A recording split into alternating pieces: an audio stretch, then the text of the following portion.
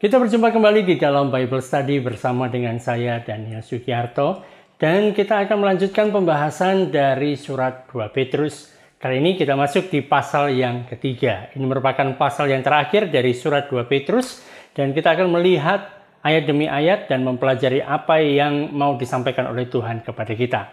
Namun sebelum masuk di dalam pembahasannya, mari kita buka Alkitab dan saya akan bacakan buat kita semuanya. 2 Petrus pasal yang ketiga, mulai dari ayat yang pertama. Demikian bunyi firman Tuhan. Saudara-saudara yang kekasih, ini sudah surat yang kedua yang kutulis kepadamu. Di dalam surat itu aku berusaha menghidupkan pengertian yang murni oleh peringatan-peringatan, supaya kamu mengingat akan perkataan yang dahulu telah kuucapkan oleh nabi-nabi kudus.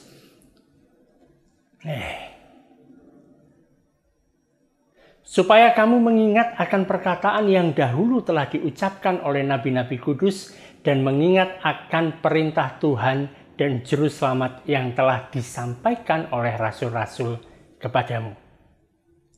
Yang terutama harus kamu ketahui ialah bahwa pada hari zaman-zaman akhir akan tampil pengejek-pengejek dengan ejekan-ejekannya, yaitu orang-orang yang hidup menuruti hawa nafsunya. Kata mereka, di manakah janji tentang kedatangannya itu? Sebab sejak bapa-bapa leluhur kita meninggal, segala sesuatu tetap seperti semula pada waktu dunia diciptakan. Mereka sengaja tidak mau tahu bahwa oleh firman Allah, langit telah ada sejak dahulu dan juga bumi yang berasal dari air dan oleh air. Dan bahwa oleh air itu bumi yang dahulu telah binasa dimusnahkan oleh air bah. Tetapi oleh firman itu juga langit dan bumi yang sekarang terpelihara dari api dan disimpan untuk hari penghakiman dan kebinasaan orang-orang fasik. Akan tetapi, saudara-saudaraku yang kekasih, yang satu ini tidak boleh kamu lupakan, yaitu bahwa di hadapan Tuhan, satu hari sama seperti 1000 tahun. Dan 1000 tahun sama seperti satu hari.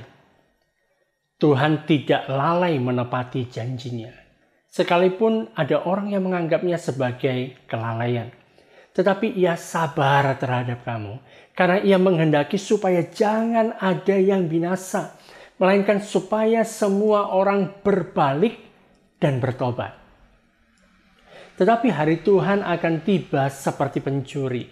Pada hari itu langit akan lenyap dengan gemuruh yang dahsyat dan unsur-unsur dunia akan hangus dalam nyala api, dan bumi dan segala yang ada di atasnya akan hilang lenyap. Jadi jika segala sesuatu ini akan hancur secara demikian, betapa suci dan salehnya kamu harus hidup. Yaitu kamu yang menantikan dan mempercepat kedatangan hari Allah. Pada hari itu langit akan binasa dalam api dan unsur-unsur dunia akan hancur karena nyalanya. Tetapi sesuai dengan janjinya, kita menantikan langit yang baru dan bumi yang baru, di mana terdapat kebenaran. Sebab itu, saudara-saudaraku yang kekasih, sambil menantikan semuanya ini, kamu harus berusaha supaya kamu kedapatan tak bercacat dan tak bernoda di hadapannya dalam perdamaian dengan Dia. Anggaplah kesabaran Tuhan kita sebagai kesempatan bagimu untuk beroleh selamat. Seperti juga Paulus, saudara kita yang kekasih, telah menulis kepadamu menurut hikmat yang dikaruniakan kepadanya. Hal itu dibuatnya dalam semua suratnya apabila ia berbicara tentang perkara-perkara ini. Dalam surat-suratnya itu ada hal-hal yang sukar dipahami, sehingga orang-orang yang tidak memahaminya dan yang tidak teguh imannya memutarbalikkannya menjadi kebinasaan mereka sendiri. Sama seperti yang juga mereka buat dengan tulisan-tulisan yang lain. Tetapi kamu, saudara-saudaraku yang kekasih, kamu telah mengetahui hal ini sebelumnya, karena itu waspadalah, supaya kamu jangan terseret dalam kesesatan orang-orang yang tidak mengenal hukum. Dan jangan kehilangan peganganmu yang teguh. Tetapi bertumbuhlah dalam kasih karunia dan dalam pengenalan akan Tuhan dan Juru Selamat kita, Yesus Kristus. Baginya lah kemuliaan sekarang dan sampai selama-lamanya.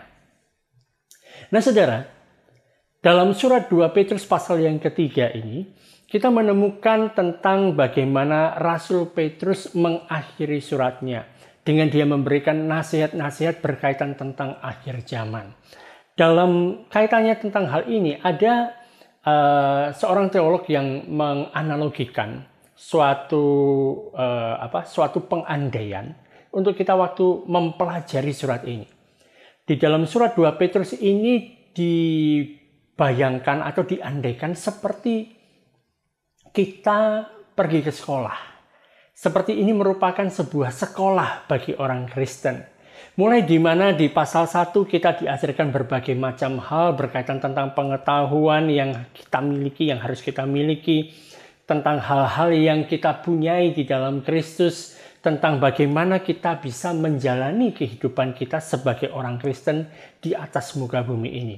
Ya, di sana diberitahu apa yang perlu ditambahkan pada iman kita, apa yang dilimpahkan oleh Allah bagi kita. Nah, tentang hal ini teman-teman bisa melihat di dalam pelajaran kita sebelumnya dalam surat 2 Petrus pasal yang pertama. Sedangkan di pasal yang kedua, Petrus berbicara tentang bagaimana kita itu bisa memilih guru.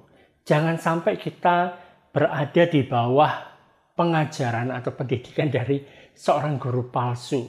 Memastikan bahwa kita tidak diajari oleh guru yang palsu. Sehingga kita benar-benar bisa bertumbuh di dalam Kristus. Benar-benar kita tidak diselewengkan, tidak disesatkan. Nah, di pasal yang ketiga ini, Petrus memberitahu kepada kita tentang bagaimana suatu hari nanti sekolah yang kita jalani di atas muka bumi ini akan selesai. Jadi sama seperti kita sekolah dalam sekolah biasa. Seakan-akan kan waktu kita lagi sekolah, sepertinya tiap hari itu ada banyak sekali tugas-tugas yang harus kita selesaikan. Seakan-akan nggak pernah ada habisnya. Tapi suatu hari nanti sekolah itu akan selesai. Dan biasanya selesainya sebuah sekolah adalah diakhiri dengan ujian. Jadi ada masanya di mana kita harus menghadapi ujian, kita mengerjakan ujian, dan setelah itu kita selesai, kita lulus dari sekolah. Sama seperti itu. Kehidupan kita pada saat ini itu seperti sebuah sekolah, seperti sebuah pelatihan untuk mempersiapkan kita supaya kita nanti bisa menjalani kehidupan kita yang baru di langit yang baru dan bumi yang baru yang jauh lebih besar. Dan kalau kita melupakan tentang kehidupan yang akan datang ini, kita akan merasa bahwa ya yang terjadi dalam kehidupan kita sekarang itu seakan-akan biasa-biasa saja.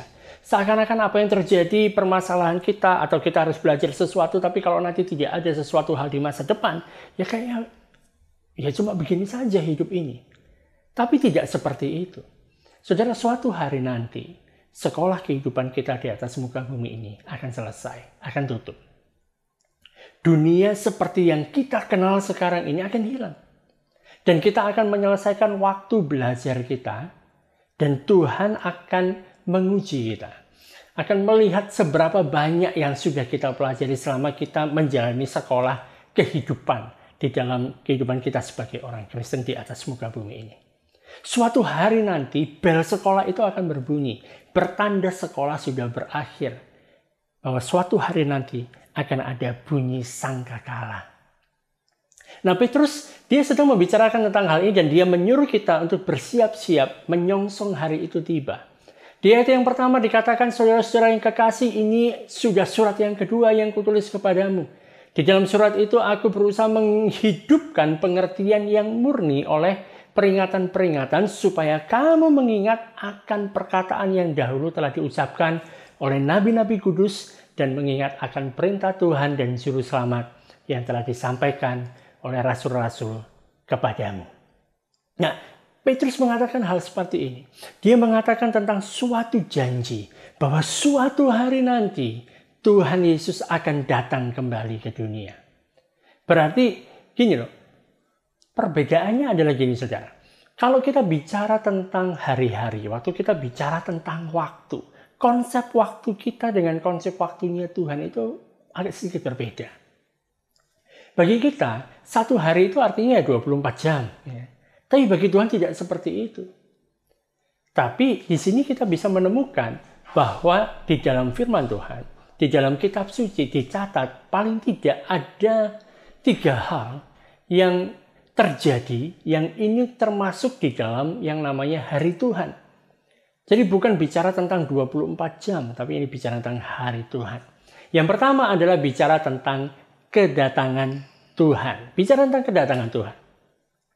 Di dalam perjanjian lama, kita temukan kalau kita baca dalam perjanjian lama, orang-orang Israel, orang-orang Yahudi itu berpikir bahwa Mesias akan datang. Kedatangan Tuhan itu saat Mesias datang. Dan sekarang kita tahu lebih banyak, kita tahu lebih lengkap, bahwa hari Tuhan itu adalah pada saat Tuhan Yesus akan datang kembali. Pada saat Tuhan Yesus akan menapakkan kakinya di atas muka bumi ini sekali lagi. Itu yang pertama. Hal yang kedua berkaitan tentang hari Tuhan adalah bicara tentang akhir dari dunia ini. Perkara tentang akhir dunia ini mungkin dalam beberapa waktu yang lalu itu mungkin dianggap suatu hal yang konyol. Orang berpikir, dunia ini akan terus ada, gitu kan. Tapi kemudian sejak mulai munculnya adanya perang dunia, bagi yang pertama, kedua, dan ada rumor-rumor katanya akan ada yang ketiga, gitu ya. Tetapi ini merupakan suatu hal yang tidak terelakkan. Orang-orang mulai berpikir tentang akhir zaman. Orang-orang berpikir tentang akhir dari dunia ini. Bahkan di antara orang-orang yang bukan orang percaya, yang bukan orang Kristen, saat bicara tentang akhir dunia ini bukan merupakan suatu hal yang konyol lagi. Mereka mempercayai itu bisa terjadi. Dan hal yang ketiga berkaitan tentang hari Tuhan adalah bicara tentang adanya langit yang baru, adanya bumi yang baru. Ada alam semesta yang baru. Nah, tentang hal ini, inilah yang dipercayai oleh orang Kristen. Hanya orang Kristen yang mengetahui tentang hal ini. Jika kita membaca, paling tidak kita baca 3 pasal pertama dari Alkitab dan juga 3 pasal terakhir dari Alkitab. Di sana berbicara tentang penciptaan yang dilakukan oleh Allah. Seakan-akan Allah mengulang semuanya kembali. Di sana dikatakan di dalam Kejadian pasal yang pertama, bahwa Allah pada mulanya Allah menciptakan langit dan bumi. Itu yang kita temukan waktu kita membaca di bagian awal kitab suci kita. Tapi waktu kita membaca di dalam kitab terakhir, di dalam kitab suci, di sana dikatakan bahwa aku melihat langit yang baru dan bumi yang baru. Sebab langit yang pertama dan bumi yang pertama itu telah berlalu. Dan laut juga tidak ada lagi. Itu yang dikatakan di dalam kitab Wahyu. Jadi seakan-akan berulang, saudara.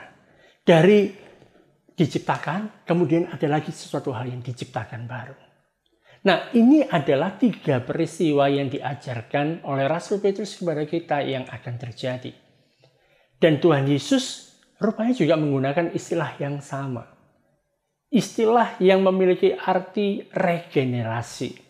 Dia berbicara bahwa seseorang itu perlu untuk dilahirkan kembali, yaitu regenerasi, diberi kehidupan yang baru, diciptakan kembali. Tapi Tuhan Yesus juga menggunakan kata regenerasi yang sama bagi alam semesta ini. Bahwa suatu hari nanti alam semesta ini akan diperbarui. Akan dilahirkan kembali. Allah akan meregenerasi semuanya. Suatu hari nanti, semua dari alam semesta yang lama ini akan menyala dengan api. Dan alam semesta yang baru akan muncul dari sana. Dan ini yang menjadi janji Tuhan. Nah, pertanyaan yang muncul adalah, kapan hal ini terjadi? Nah, ada orang-orang yang dengan beraninya mereka memprediksi, tanggal sekian, hari ini, tahun sekian, bahwa mungkin tahun depan tanggal sekian akan terjadi. Tapi ada juga orang-orang yang mengejek, itu nggak mungkin terjadi. Bahkan tidak akan pernah mungkin terjadi. Mereka yang berkata bahwa, tanggal sekian, bulan sekian, itu akan terjadi. Di tahun sekian, hal itu akan terjadi. Biasanya, mereka itu akan membuat orang-orang menjadi ketakutan. Saat orang-orang menjadi ketakutan, maka yang terjadi adalah gampang dieksploitasi. Jadi seringkali orang-orang yang seperti ini menunjukkan bahwa waktunya sekian, tanggal sekian, bulan sekian, jam sekian. Maka kamu harus berjaga-jaga, jual semua hartamu dan lain sebagainya. Biasanya mereka itu berusaha untuk mengeksploitasi. Dan anehnya adalah begitu mereka sudah mengatakan satu prediksi dan prediksi itu salah, gitu kan. Mereka tidak minta maaf, gitu kan. Dan pada beberapa waktu kemudian mereka buat prediksi lagi dan banyak orang yang masih percaya lagi dengan prediksi mereka. Tapi ada golongan lain, yaitu orang-orang yang berkata dan bahkan mengatakan dalam nada yang mengejek bahwa hal itu tidak akan pernah terjadi. Sama sekali tidak akan pernah terjadi. Di ayat yang ketiga, Petrus mengatakan yang terutama harus kamu ketahui ialah bahwa pada hari-hari zaman akhir akan tampil pengejek-pengejek dengan ejekan-ejekannya, yaitu orang-orang yang hidup menuruti hawa nafsunya. Kata mereka, di mana janji tentang kedatangannya itu? Sebab sejak bapak-bapak leluhur kita meninggal, segala sesuatu tetap seperti semula pada waktu dunia dijadikan. Jadi akan ada orang-orang yang ngejek seperti ini. Dan berkaitan tentang hal ini, Rasul Petrus mengatakan tentang 4 hal. Ada 4 hal. Bahwa yang pertama, sesuatu yang seperti ini itu sudah pernah terjadi. Bahwa Allah itu menyelesaikan segala sesuatu, membumi hanguskan dunia ini. Memulai lagi, merestart lagi dari awal. Itu sudah pernah terjadi. Kalau itu sudah pernah terjadi, kenapa tidak mungkin bisa terjadi lagi? Itu argumen dari Petrus. Jadi Allah sudah pernah mengakhiri satu era kemanusiaan. Suatu kali dia pernah menghapus semua manusia dari muka bumi. Pada saat itu dia melakukannya dengan air. Semua manusia musnah. Dan kalau dia sudah pernah melakukannya satu kali, kenapa nggak bisa dia lakukan untuk kedua kali? Tapi ngomong-ngomong waktu musnah ya, nggak semuanya musnah ya. Ada yang ketinggalan di sana. Ada Nuh dan 7 orang anggota keluarganya. Ayat yang kelima dikatakan bahwa mereka sengaja tidak mau tahu bahwa oleh firman Allah langit telah ada sejak dahulu dan bumi yang berasal dari air dan oleh air, dan bahwa oleh air itu bumi yang dahulu telah binasa, dimusnahkan oleh air bah. Bayangkan. Ini yang disampaikan oleh Rasul Petrus bahwa ini pernah terjadi. Pernah terjadi. Jadi kenapa nggak bisa terjadi lagi? Bisa, Allah bisa membuatnya. Argumen yang kedua adalah Petrus mengetahui tentang hal ini dari Tuhan Yesus sendiri. Karena Tuhan Yesus berkata, sebab sebagaimana halnya pada zaman Nuh, demikian pula halnya kelak pada kedatangan anak manusia. Jadi Tuhan Yesus mengatakan hal yang sama. Dan tentang hal ini, pertama kali Allah menghancurkan dunia, ia melakukannya dengan menggunakan elemen yang sudah ada di dalam dunia itu sendiri, yang sudah ada di bumi ini, namanya adalah air. Allah nggak perlu untuk menciptakan suatu alat, suatu benda tertentu untuk kemudian untuk bisa menghancurkan bumi. Dia pakai apa yang sudah ada. Air sudah ada, baik di langit dan yang ada di bumi. Sudah ada laut. Kalau kita membaca di dalam Kejadian pasal yang ke-7 ayat yang ke-8, pada waktu umur Nuh 600 tahun, pada bulan yang kedua, pada hari yang ke-17 bulan itu, pada hari itulah terbelah segala mata air samudra raya yang dahsyat dan terbukalah tingkap-tingkap di langit. Jadi pada waktu itu yang terjadi adalah air yang ada baik di bumi dan yang ada di langit itu semua terkombinasi menjadi satu. Baik dari atas dan dari bawah. Semuanya menyapu bersih seluruh umat manusia. Disapu bersih habis. Dan Allah nggak perlu menciptakan sesuatu hal yang baru untuk melakukannya. Dan elemen nanti yang ketiga, argumen Petrus yang akan dipakai Allah bukan lagi bicara tentang air. Tapi elemen ini sudah ada di bumi. Namanya adalah api. Ada api. Jadi Allah nggak perlu memperkenalkan sesuatu hal yang baru. Sebab ada kekuatan yang begitu dahsyat di dalam setiap benda yang ada. Ada yang namanya atom. Allah tinggal begini atau Allah tinggal tekan tombolnya, maka semua reaksi itu akan terjadi. Dan segalanya akan habis. Hangus di dalam api. Ayat yang ke-7 mengatakan, tetapi oleh firman-Nya itu, juga langit dan bumi yang sekarang terpelihara dari api, dan disimpan untuk hari penghakiman dan kebinasaan orang-orang fasik. Itu argumen yang ketiga. Argumen yang keempat yang dikatakan oleh Petrus adalah, Allah yang sama yang mengatakan akan menghancurkan dengan air. Dia berkata, dia juga akan menghancurkan dengan api. Nah, ini merupakan firman Allah. Dan kita mengetahui dan kita percaya bahwa Allah tidak pernah berdusta. Dan Allah adalah benar, Allah yang selalu menggenapi janjinya. Tapi sekalipun demikian, akan ada kelompok orang-orang yang akan mengatakan, hal itu nggak akan pernah mungkin terjadi. Ya. Nggak akan terjadi apa-apa, karena itu kamu hidup santai aja lah. Dunia ini akan selamanya ada. Semua hal itu, kehancuran itu tidak akan pernah terjadi. Itu hanya dongeng belaka, hanya untuk menakut-nakuti saja. Tapi saudara, sebagai orang percaya yang sejati, kita jangan pernah jatuh ke dalam kelompok yang panik, yang mengatakan juga bahwa wow, nanti Tuhan akan datang tahun ini, ya kan? Tanggal sekian dia akan datang dan semua orang akan repot. Kita menjadi panik. Kita menjadi orang-orang yang kemudian seakan-akan karena bahwa Tuhan akan segera datang, seakan-akan kita tidak lagi menapak tanah. Jadi kita tidak berada dalam dua ekstrim, saudara. Bukan pada ekstrim yang tidak percaya, dan juga bukan pada ekstrim yang kemudian gara-gara Tuhan akan datang, seperti orang-orang di Tesalonika, ada yang nggak mau kerja lagi, nggak melakukan apa-apa, menantikan Tuhan datang saja. Kita juga tidak masuk di dalam kelompok dari para pengejek yang mengatakan itu tidak akan pernah terjadi. Saudara, firman Tuhan mengatakan dengan jelas bahwa hal ini pasti akan terjadi. Mungkin kelihatannya lambat. Mungkin kita sudah menunggu katanya Tuhan Yesus segera datang, tapi sekarang kok nggak datang-datang. Kelihatannya kok lambat gitu. Kelihatannya kok Allah ini sepertinya mungkin dia ketinggalan kereta atau gimana, lambat sekali. Tetapi Petrus mengingatkan bahwa yang pertama, waktu kita berbeda dengan waktu Tuhan. Kita menghitung waktu itu 24 jam sehari. Kita hitung ada hari Senin, Selasa, Rabu, Kamis, Jumat, Sabtu, Minggu. Senin lagi, itu hari kita. Mungkin kita bisa merasakan bahwa dalam satu hari itu kok kayaknya hari-hari cepat berlalu. Tapi ada juga kadang-kadang kita merasakan bahwa hari ini kok nggak selesai-selesai ya, kok kayaknya panjang. Tapi itu bagi kita. Tapi berbeda dengan apa yang dimiliki oleh Tuhan. Di ayat yang ke-8 dikatakan, akan tetapi saudara-saudaraku yang kekasih, yang satu ini tidak boleh kamu lupakan, yaitu bahwa di hadapan Tuhan, satu hari sama seperti 1000 tahun. Dan 1000 tahun sama seperti satu hari. Bayangkan, dunia ini sudah berapa tahun? Gitu ya? Berapa ribu tahun. Bagi Allah hanya hitungan hari saja. Nah, yang kedua adalah alasan kenapa Tuhan seakan-akan menunda tentang datangnya hari ini. Alasannya adalah bahwa dia ingin lebih banyak lagi orang yang masuk menjadi keluarganya. Dia ingin lebih banyak lagi orang yang bertobat. Lebih banyak lagi orang yang datang kepadanya. Dan Allah tidak ingin menghancurkan siapapun. Dia menghendaki supaya semua orang mendapatkan keselamatan. Supaya semua orang itu diselamatkan. Setiap hari dia memberikan kesempatan dan kesempatan.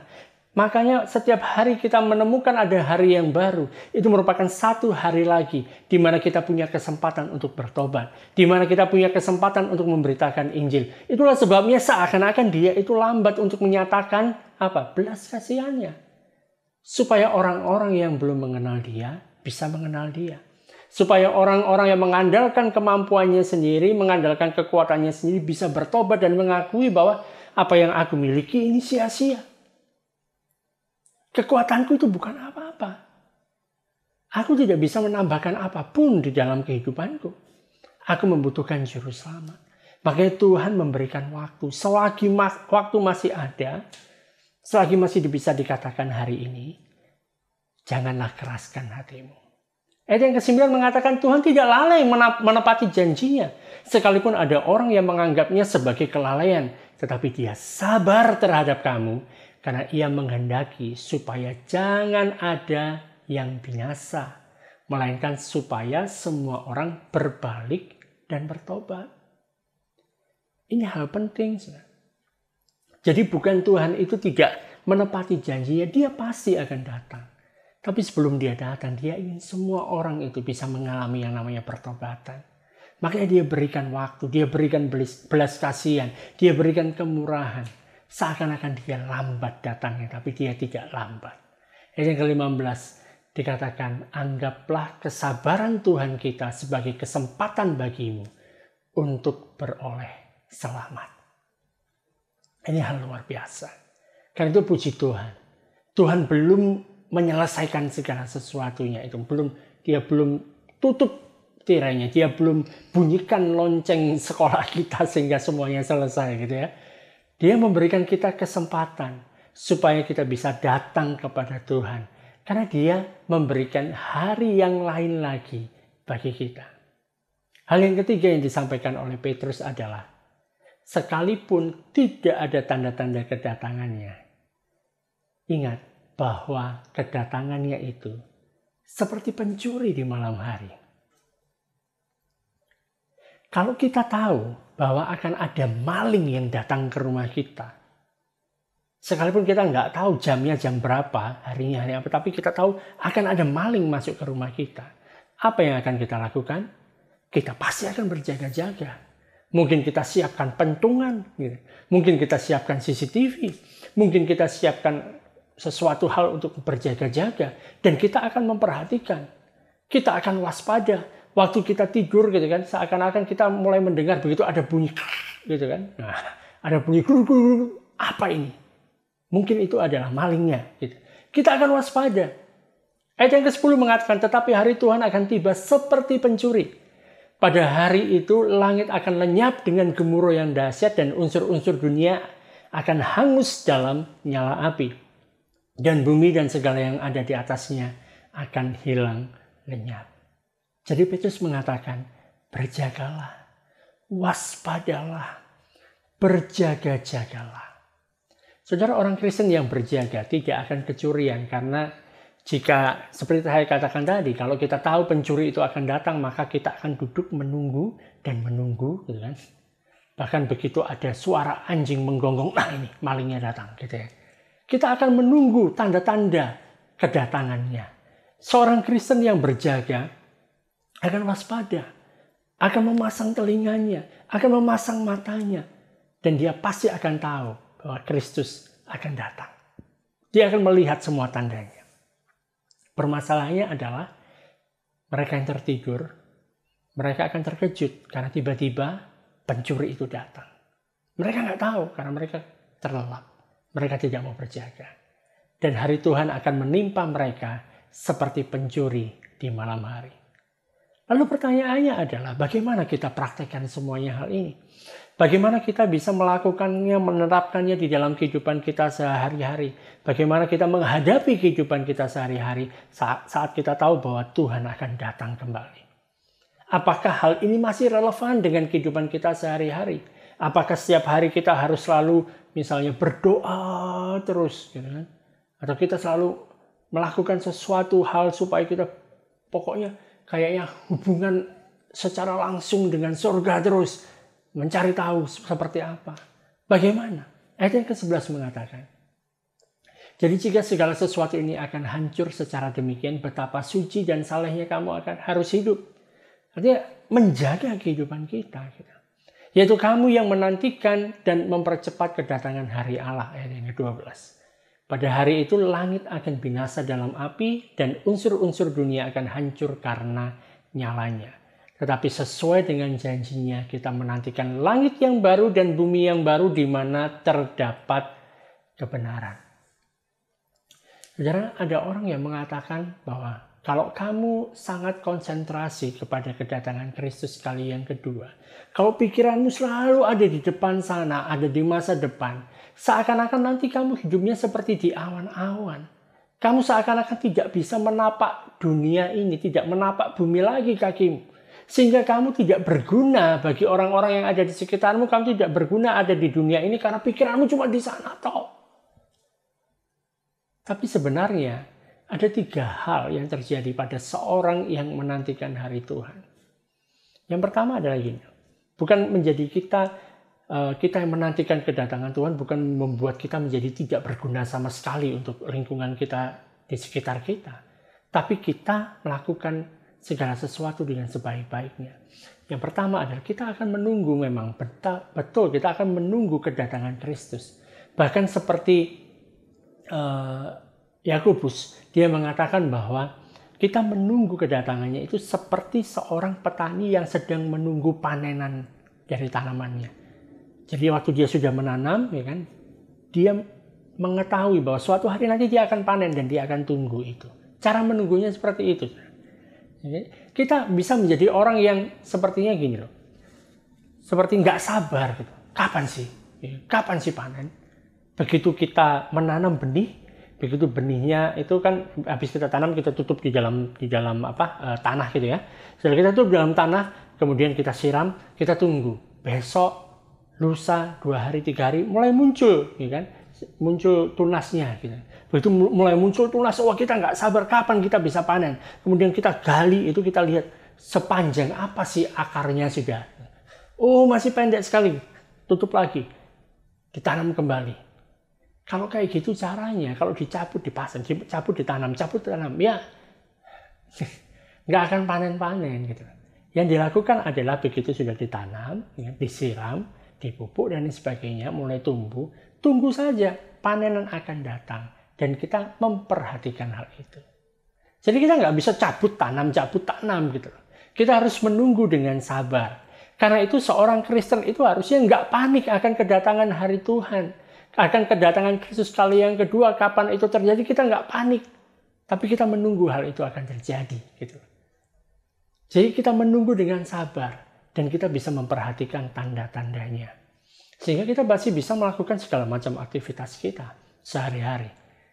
Kita masih bisa untuk melakukan perbuatan baik, kita bisa menolong orang-orang di sekitar kita, kita bisa memberitakan Injil. Dan dengan kita memberitakan Injil ini, hal yang kedua adalah kita bisa mempercepat kedatangannya. Memang benar, firman Tuhan mengatakan makin lama dia datang, makin banyak orang yang punya kesempatan untuk mengalami yang namanya pertobatan. Tetapi kita juga rindu dia segera datang, supaya kita bisa masuk ke langit yang baru dan bumi yang baru. Terus gimana dong? Ya.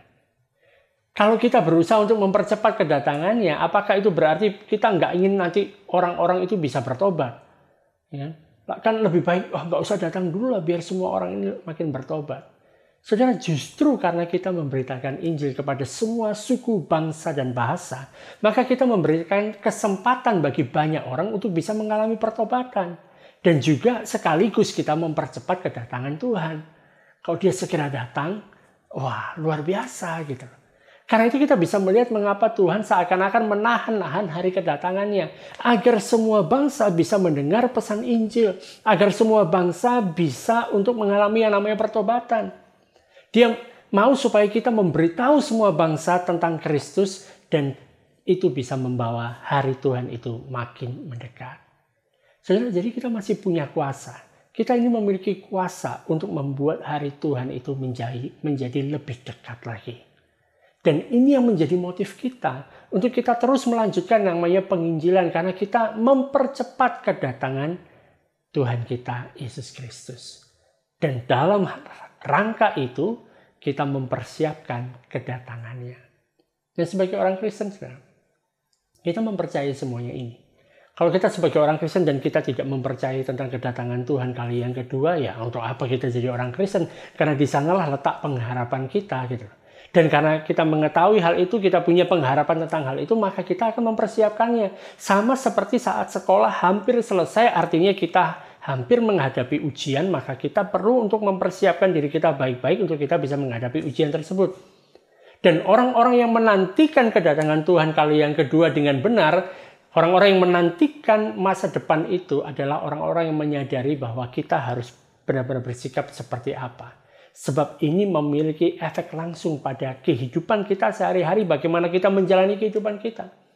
Karena segala yang ada ini suatu hari nanti akan hancur oleh api. Apapun yang ada di dunia ini, bangunan kita, rumah kita, hal-hal yang kita megahkan di atas dunia ini, semuanya akan hancur. Tetapi kan, janganlah kita, karena tahu tentang hal itu, maka diberikan nasihat, jangan kita terlalu melekat pada hal-hal yang duniawi ini. Pada hal-hal yang ada di bumi.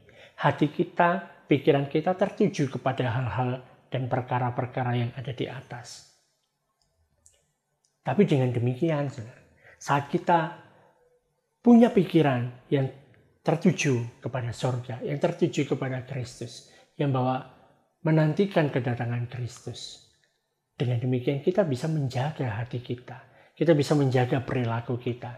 Kita menjadi orang yang mau untuk mengakhiri masa sekolah kita, masa pelatihan kita di atas muka bumi ini dengan baik. Dan kita lulus. Lulusnya itu bukan lulus biasa-biasa, tapi lulus dengan mendapatkan pujian. Gitu. pada waktu kita menyelesaikan ujian itu, kan, waktu diperiksa oleh Tuhan, wah luar biasa. Hambaku yang setia, yang luar biasa. Nah, Petrus mengatakan begini, ada dua cara untuk kita bisa bersiap-siap tentang hal ini. Yang pertama adalah kita bisa menjalani kehidupan yang suci, kehidupan yang saleh. Dan kita harus menjaga bagaimana kita bisa melakukan kehidupan yang kudus itu. Hal yang kedua adalah hidup di dalam perdamaian dengan Dia, dengan Allah. Ayat yang ke-14 dikatakan, sebab itu saudara-saudaraku yang kekasih, sambil menantikan semuanya ini kamu harus berusaha supaya kamu kedapatan tak bercacat dan tak bernoda di hadapannya dalam pendamaian dengan Dia. Jadi karena kita sudah didamaikan dengan Allah, kita sudah didamaikan melalui karya Kristus di atas kayu salib, kita menyadari bahwa aku diterima karena Kristus sudah mati bagi aku, sehingga kita mau untuk menjalani kehidupan yang benar. Kita mau menjalani kehidupan yang kudus. Kita tidak hidup dengan sembarangan. Kita menjaga perilaku kita. Kita menjaga tingkah laku kita. Kita mau supaya nama Yesus yang dipermuliakan di dalam kehidupan kita. Nah, itu yang menjadi kepercayaan kita. Dan kita perlu untuk memberitakan tentang Kristus. Dan ini merupakan suatu hal yang sama yang juga dilakukan oleh para rasul. Dan kemungkinan besar ya, kenapa Petrus menulis seperti ini? Karena mungkin ada orang datang kepada Petrus dan berkata bahwa, cuma kamu aja loh yang ngomong seperti ini. Rasul yang lain tidak bicara tentang hal yang sama seperti ini. Rasul-rasul yang lain misalnya kayak Paulus, dia tidak bicara seperti yang kamu katakan. Dia nggak bicara tentang kedatangan Tuhan kali yang kedua. Tapi Petrus mengatakan, bukan dia saja yang berkata tentang hal ini. Tapi rasul-rasul lain juga mengatakan hal yang sama. Rasul Paulus juga mengatakan hal yang sama. Sekalipun menurut Petrus bahwa ada surat-surat dari Paulus, ada bagian-bagian yang agak sulit untuk dimengerti. Nah, gara-gara sulit untuk dimengerti, ada orang-orang yang agak sedikit on. Mereka nggak percaya. Mereka kemudian memelintir apa yang dikatakan Paulus. Memutarbalikkan apa yang dikatakan Paulus. Di ayat yang ke-15 dikatakan, seperti juga Paulus, saudara kita yang kekasih, telah menulis kepadamu menurut hikmat yang dikaruniakan kepadanya. Artinya Allah bicara kepada Paulus. Dan dia menuliskan hal itu. Ayat 16, hal itu dibuatnya dalam semua suratnya. Apabila ia berbicara tentang perkara-perkara ini. Perkara apa? Kedatangan Kristus kali kedua. Dalam surat-suratnya itu ada hal-hal yang sukar dipahami. Sehingga orang-orang yang tidak memahaminya dan yang tidak teguh imannya memutarbalikkannya menjadi kebinasaan mereka sendiri. Sama seperti yang juga mereka buat dengan tulisan-tulisan yang lain. Jadi rupanya bukan tulisannya Paulus saja yang diputarbalikkan. Tulisan yang lain oleh rasul-rasul yang lain juga diputarbalikkan dengan orang-orang ini. Karena mereka bukan orang percaya. Karena mereka adalah orang-orang yang ya tujuannya mau memutarbalikkan gitu. Dan buntutnya adalah kebinasaan mereka sendiri. Saudara, para penulis perjanjian baru, mereka itu semua mengatakan hal yang persis sama. Nggak harus sama kata-katanya, harus plek sama gitu. Nggak, tapi inti yang mereka sampaikan sama persis. Mereka semua mengatakan bahwa Yesus akan datang kembali. Itu yang dikatakan dengan jelas. Mereka semua mengatakan bahwa suatu hari nanti sekolah ini akan tutup, dunia ini akan berlalu. Gitu. Mereka semua mengatakan bahwa suatu hari nanti sangkakala itu akan berbunyi. Dan mereka semua menantikan surga yang baru, langit yang baru, bumi yang baru. Semuanya memiliki pesan yang sama, saudara. Dan kalau saudara membacanya, saudara akan menemukan tentang hal ini. Saudara bisa baca semua tulisan, semua surat yang dituliskan oleh para rasul. Baik seperti Petrus, ada Yohanes, ada Paulus. Semuanya mengatakan hal yang sama. Memberitahu kita apa yang akan terjadi di masa depan. Karena itu dengarkanlah mereka. Jangan abaikan. Mereka mendapat pesan yang sama dan itu mau diberikan kepada kita. Supaya kita punya pengharapan.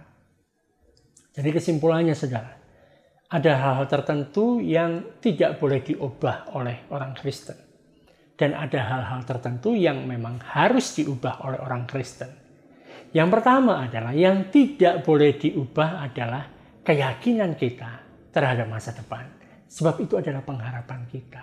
Ayat yang ke-17, tetapi kamu saudara-saudaraku yang kekasih, kamu telah mengetahui hal ini sebelumnya. Karena itu waspadalah supaya kamu jangan terseret ke dalam kesesatan orang-orang yang tidak mengenal hukum. Dan jangan kehilangan peganganmu yang teguh. Jangan berubah. Jangan terbawa dengan kesalahan-kesalahan banyak orang yang tidak percaya. Saat mereka mengatakan, mana janji kedatangannya itu? Mana kok nggak datang-datang sampai sekarang? Nggak perlu kita kesal sama mereka. Nggak perlu kita terganggu dengan mereka. Orang-orang yang memelintir ajaran dari kitab suci, ya memang banyak gitu.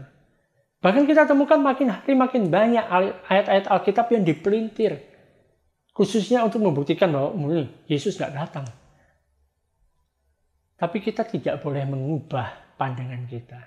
Jangan sampai kita kesal, jangan sampai kita disesatkan. Berpegang teguh pada pengharapan kita.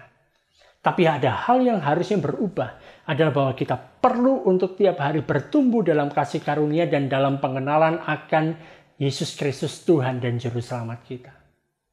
Ayat 18 mengatakan, tetapi bertumbuhlah dalam kasih karunia dan dalam pengenalan akan Tuhan dan Juru Selamat kita, Yesus Kristus. Baginya lah kemuliaan sekarang dan sampai selama-lamanya. Saudara, satu hal yang harus dilakukan bagi kita adalah kita yang berada di dalam sekolah kehidupan ini. Kita bertumbuh. Tidak hanya kita punya pengetahuan, tidak hanya kita penuh dengan pengetahuan, tetapi kita penuh dalam karakter, dalam anugerah. Kita tumbuh dalam kasih karunia dan pengenalan akan Tuhan kita dan Juru Selamat kita, Yesus Kristus. Kita bertumbuh dalam kasih karunia dan pengenalan kita akan Tuhan Yesus Kristus. Bukan sekedar kita punya pengetahuan tentang Dia, tapi kita juga punya hubungan secara pribadi dengan Dia. Kita mengenal Dia dari dalam hati kita. Dan seiring kita bertumbuh di dalam pengenalan kita akan Yesus Kristus Tuhan kita, suatu hari nanti sekolah kehidupan ini akan selesai, sekolah ini akan berakhir dan kita akan lulus dengan pujian yang luar biasa. Jadi kita bukan lulus asal sekedar lolos, tapi kita lulus dengan luar biasa. Punya predikat yang baik dan kita mendapatkan pujian dari Tuhan kita, dari Juru Selamat kita, Yesus Kristus. Amin. Datanglah Tuhan Yesus.